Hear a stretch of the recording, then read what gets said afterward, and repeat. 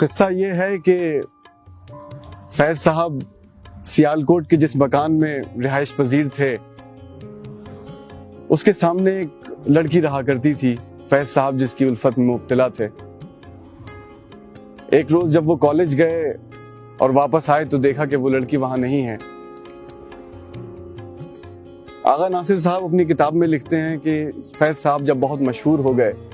اور واپس سیالکوٹ آئے تو اسی وقت اتفاقاً وہ لڑکی بھی آئی ہوئی تھی اپنے شوہر کے ساتھ، اور جب ان کی ملاقات ہوئی تو اس لڑکی نے فیض صاحب سے کہا کہ دیکھیے میرا شوہر کتنا خوبصورت ہے۔